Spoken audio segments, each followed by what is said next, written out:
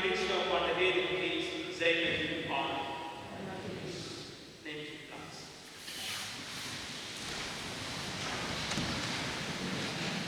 Lieve mensen in Jezus Christus, hartelijk welkom in deze Heilige Dienst. Vandaag vieren we het feest van de Heilige Barbara, patrones van de mijnwerkers en van allen die werken in gevaarlijke omstandigheden. Ondanks vervolging en dreiging getuigde Barbara met moed van haar geloof in Christus. Zij wordt een symbool van standvastigheid, van vertrouwen op God te midden van het gevaar. Voor ons hier in een streek waar het mijnwerkersleven diepe sporen heeft achtergelaten, is haar feestdag een bijzonder moment. Velen van u weten uit je familiegeschiedenis hoe zwaar en gevaarlijk het werk van de mijnwerkers was. Dag na dag daalden ze af in de diepte van de aarde waar duisternis en gevaar hen omringden. Ze hebben hun leven in de waagschaal gesteld om het welzijn van hun kinderen en gezinnen te verzekeren. Hun arbeid was hard en pijnlijk, maar altijd gedragen door liefde en zorg voor hun familie. Dat was een leven van opoffering. Daarom willen we vandaag niet alleen het martelaarschap van de Heilige Barbara gedenken, maar ook de moed van generaties mijnwerkers die in de diepte werkten van het gevaar voor eigen leven. In deze heilige mis bidden we voor alle overleden mijnwerkers dat ze nu mogen leven in Gods eerlijkheid en rusten in het licht van zijn aanwezigheid. Wij brengen hun inzet aan ons eigen leven voor God en vragen om Barbara's voorspraak, dat wij, net als zij, standvastig blijven in geloof, hoop en liefde. Broeders en zusters, beleiden wij onze zonden, bekeren wij ons tot God om deze heilige Eucharistie goed te kunnen vieren. Ik beleid voor de almachtige God en voor u allen dat ik gezondigd heb in woord en gedachte, in doen en laten,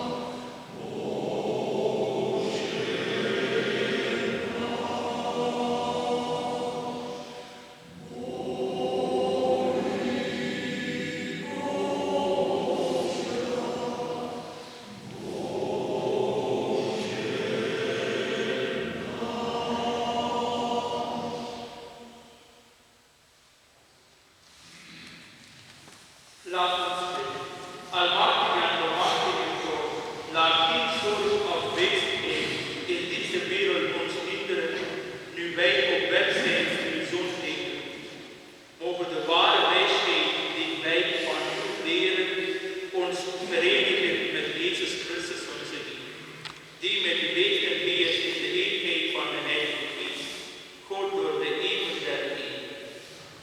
Luisteren we naar het woord van God.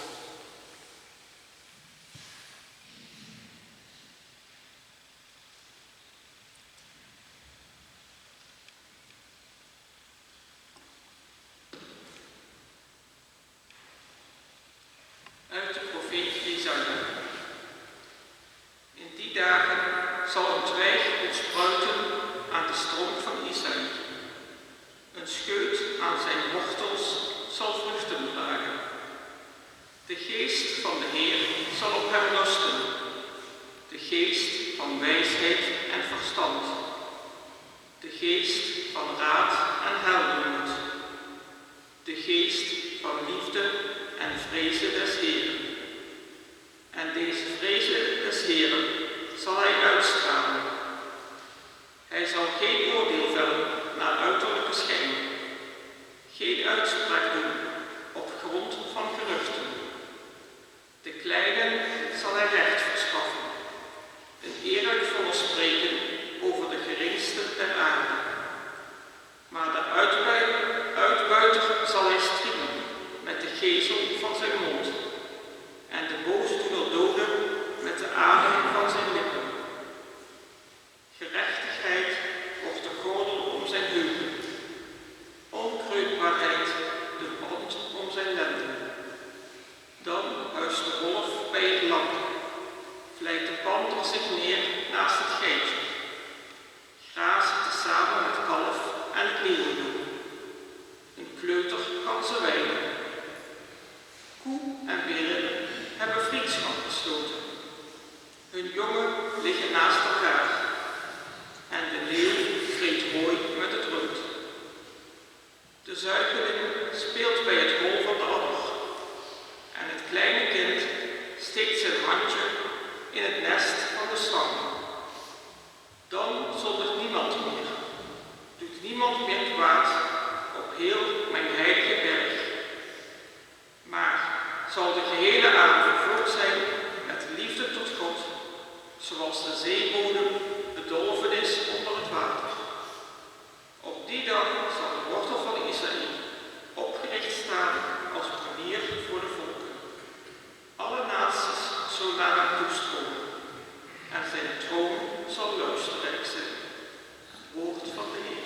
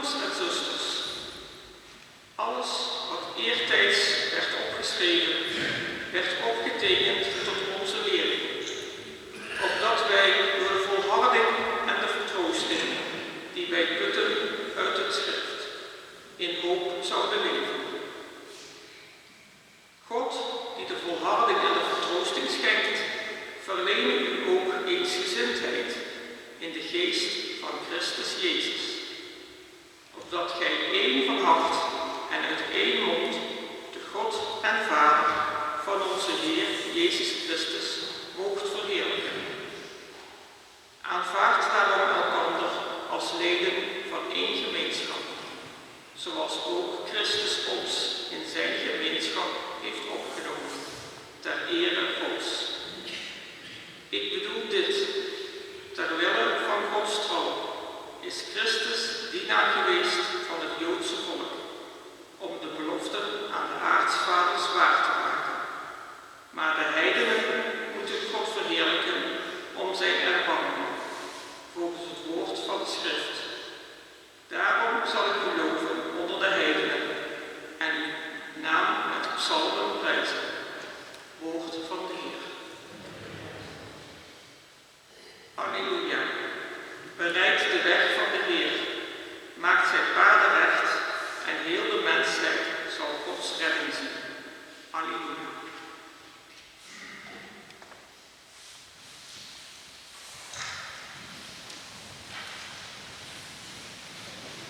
De Heer zij met u. Lezing uit het heilige evangelie van onze Heer Jezus Christus volgens Matthäus. In die tijd trad Johannes de Doper op en predikte in de woestijn van Judea: bekeert u, want het rijk der hemelen is nabij. Deze toch is het die de profeet Jesaja benoemde toen hij zei: een stem van iemand die roept in de woestijn: bereid de weg van de Heer, maakt zijn paden recht. Johannes nu droeg een kleed van kameelhaar en een leren gordel om zijn lenden. Zijn voedsel bestond uit sprinkhanen en wilde honing. Toen trok Jeruzalem, Judea en heel de Jordaanstreek naar hem uit en ze lieten zich door hem dopen in de rivier de Jordaan, terwijl zij hun zonden beleden. Maar toen hij vele Farizeeën en Sadduceeën zag komen om gedoopt te worden, sprak hij tot hen: ouderen gebroed, wie heeft u voorgespiegeld dat gij de dreigende toorn kunt ontvluchten? Brengt liever vruchten voort die passen bij bekering en neemt niet een houding aan alsof gij bij uzelf zegt: wij hebben Abraham tot vader.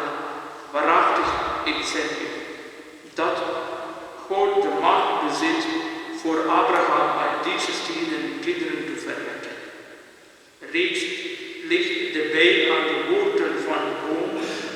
Elke boom dus die geen goede vrucht draagt, wordt omgekapt en in het vuur geworpen. Ik doop u met water, opdat ge u zult bekeren. Maar hij die na mij komt, is sterker dan ik, en ik ben niet waardig hem van zijn sandalen te ontdoen. Hij zal u dopen met de Heilige Geest en met vuur. De wand geeft hij in zijn handen, en hij zal zijn doorschuur grondig zuiveren. Zijn tarwe zal hij in de schuur verzamelen, maar het kalf verbranden in onblusbaar vuur. Woord van de Heer.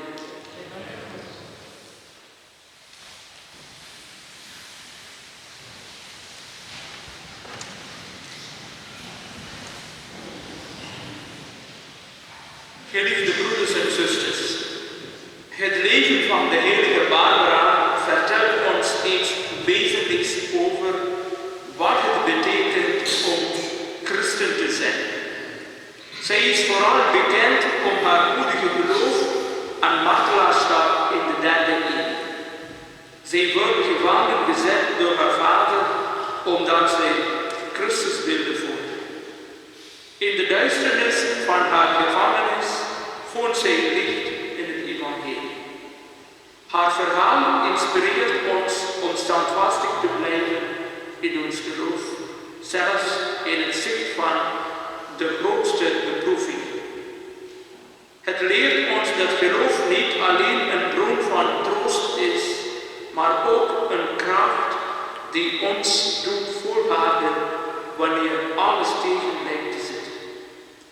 Voor de medewerkers die haar als patrones aannamen, was dit herkenbaar. Zij daalden af in de diepte van de aarde, vaak in duisternis en onzekerheid.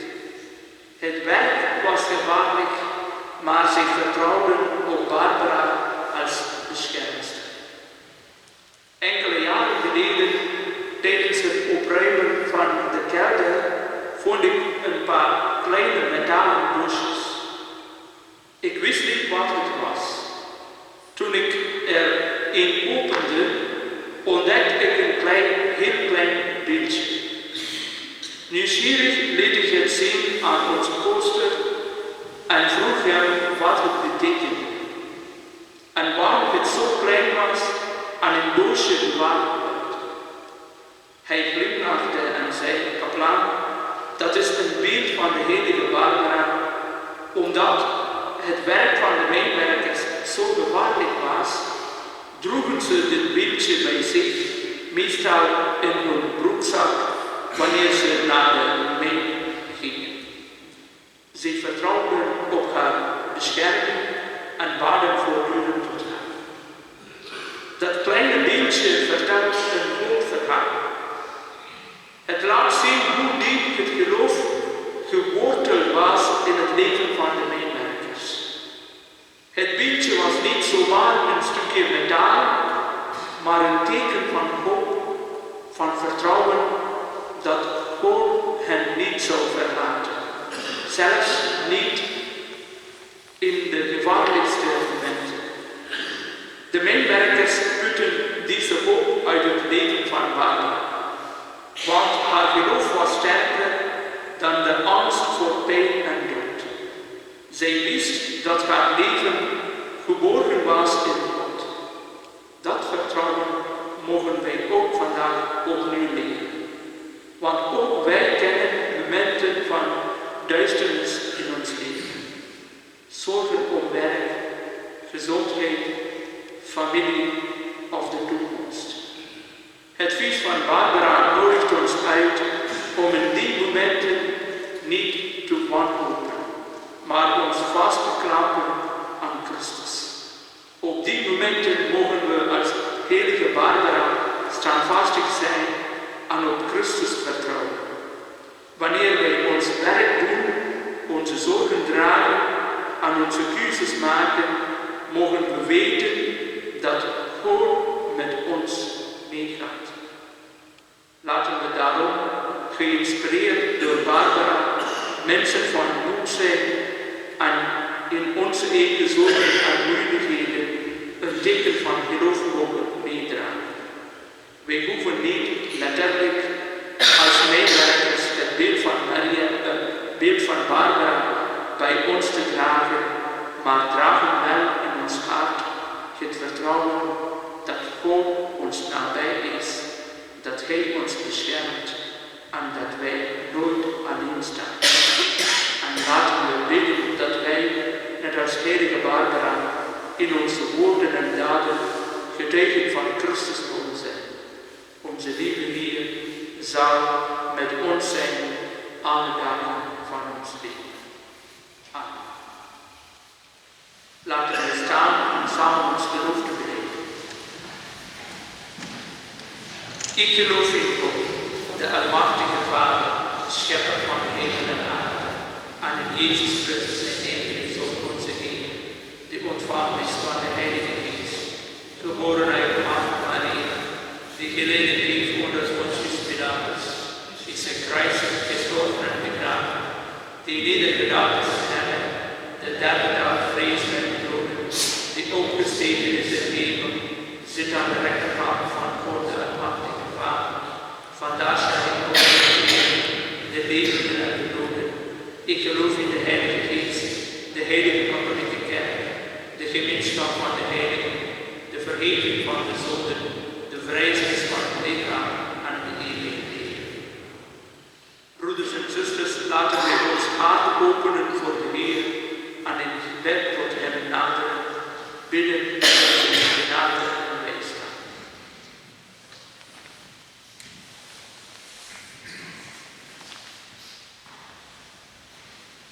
Voor de kerk en al haar leden, dat wij, geïnspireerd door het moeilijke voorbeeld van Sint Barbara, ons geloof met vertrouwen en standvastigheid mogen blijven, zelfs in moeilijke tijden.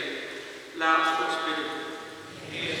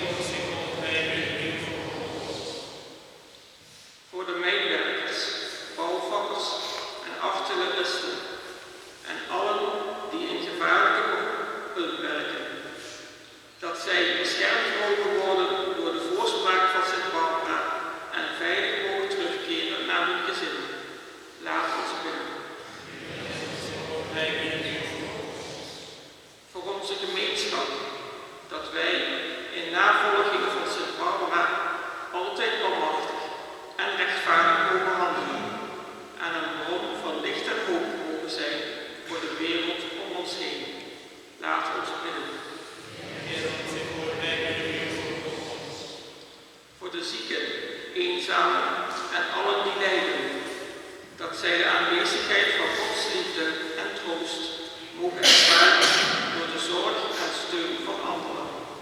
Laten we bidden. Voor de overledene medewerkers in onze familie, dat zij, zoals hun Barbara, de eeuwige vreugde en vrede mogen vinden in het Koninkrijk van God. Laten we bidden.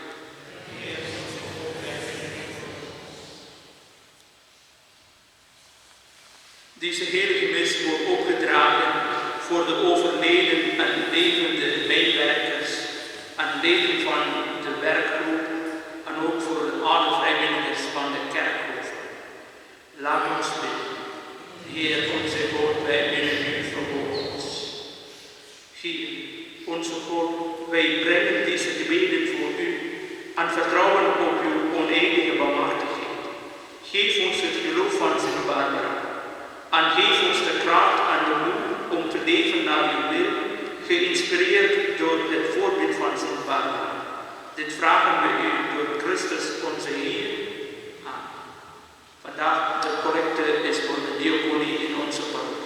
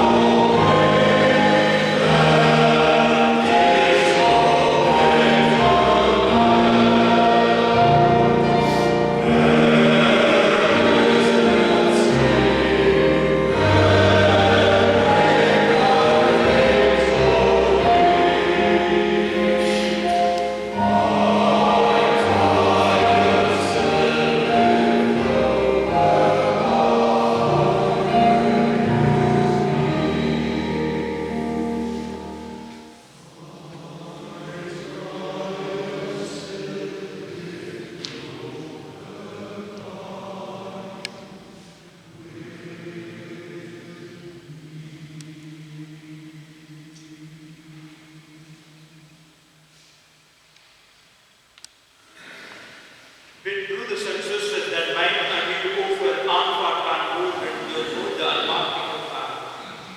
Ook de Heer wil offeren met handen aannemen, tot glorieën van zijn naam, tot welzijn van ons en van heel zijn heiligheid.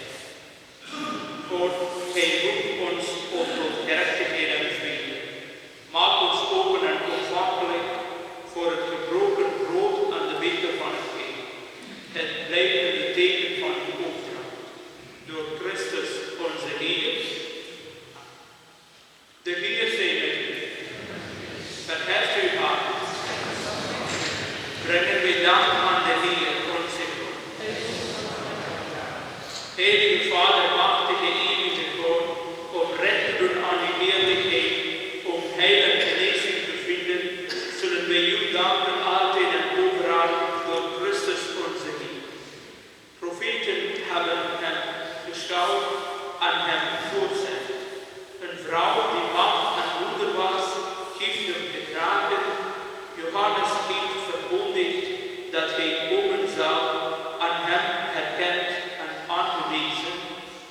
hij eenmaal was gekomen. Hij zelf ontsteekt in ons de vreugde en de kracht om toe te leven naar de dag van zijn geboorte. Laat hij ons vinden, waakzaam, bidden, vol van het geheim, zingen van alle grote dingen die hij heeft gedaan. Daarom met alle enkele machten en krachten, met allen die staan voor uw troon, loven en aanbidden wij u en zingen u toe vol vreugde.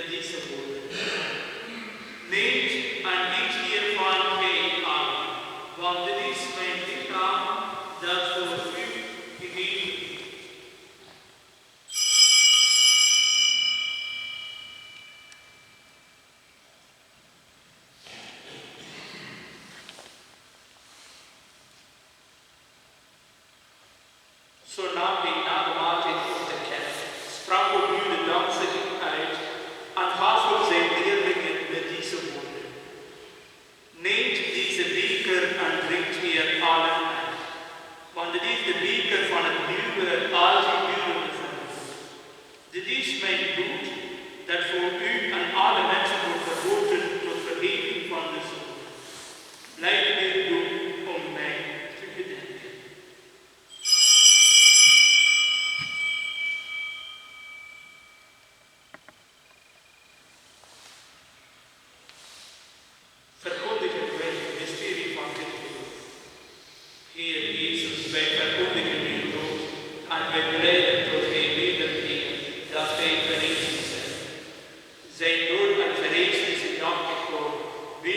u aan het levensbrood aan de kerk van geven. Wij danken u omdat hij ons waardig uur om voor uw aangezicht te staan aan uw heilige dienst te verrichten. Zo delen we in het lichaam en bloed van Christus en smeken u dat wij door de heilige dienst worden vergaderd tot één enige kerk. Denk toch hier aan de kerk verspreid over de hele wereld, dat haar leven volkomen wordt. Een heilig volk met Leo onze paus en Cornelius onze bisschop, Everard zijn grundbisschop en allen die uw heilige dienst willen verrichten. Gedenk ook onze broeders en zusters die reeds ontslapen zijn in de hoop der verrijzenis.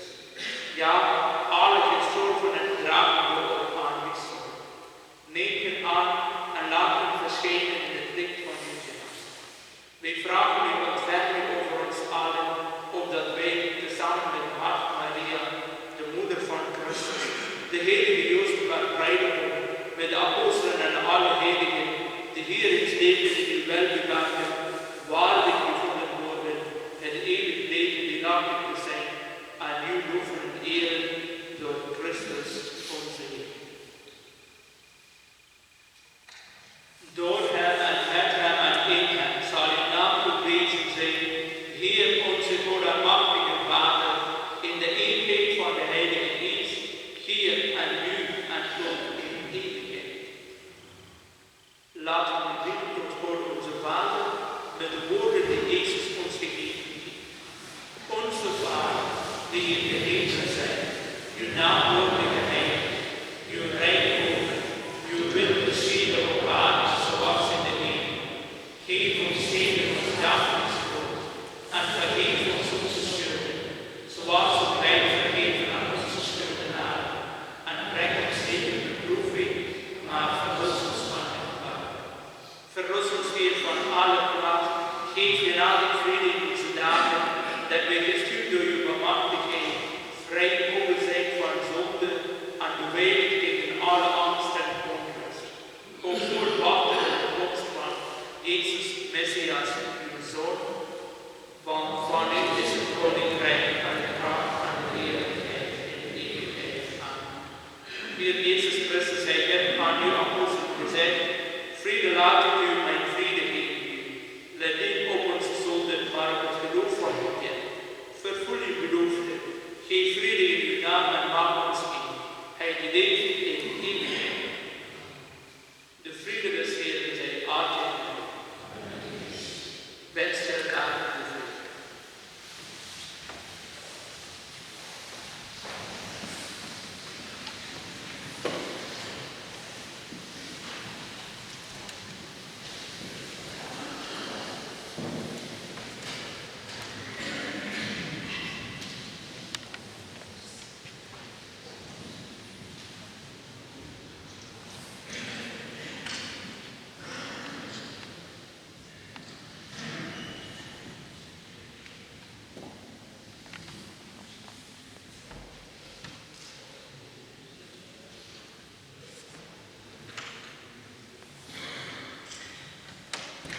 Laat ons de wegneemde zonden der wereld ontfermen over ons.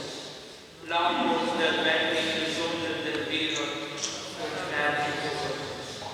Laat ons de wegneemde zonden der wereld, geef ons de vrede.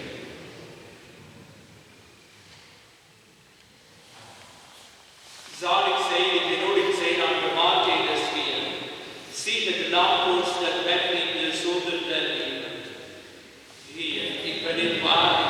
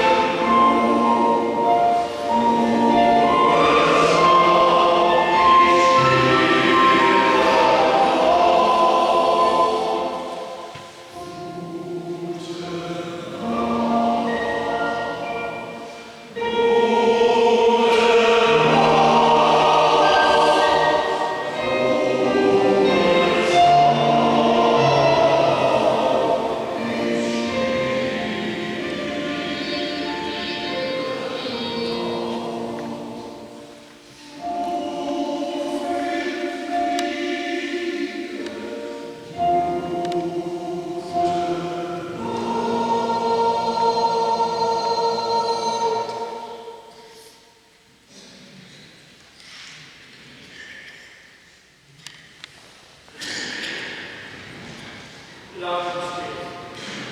Heer, geestelijk voedsel hebben we nodig.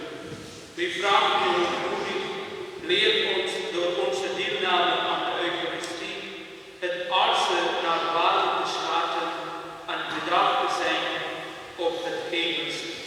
Door Christus onze Heer.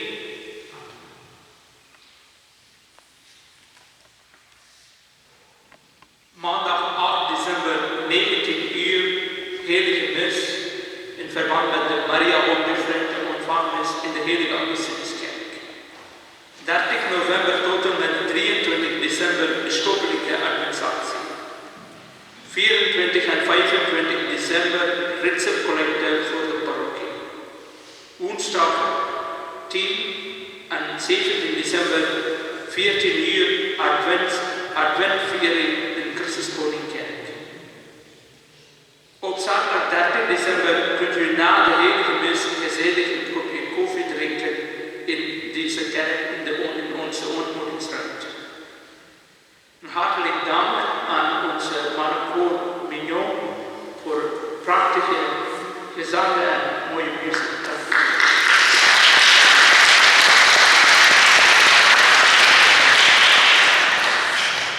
Na de afloop van de heilige mis bestaat de mogelijkheid om het Barbara-monument te bezoeken, die in de Staatsmijn staat. En ik wens u allemaal een gezegende zondag. De Heer zij met u. Zegene jullie de Almachtige God, Vader, Zoon en de Heilige Geest. Houd nu allen in vrede.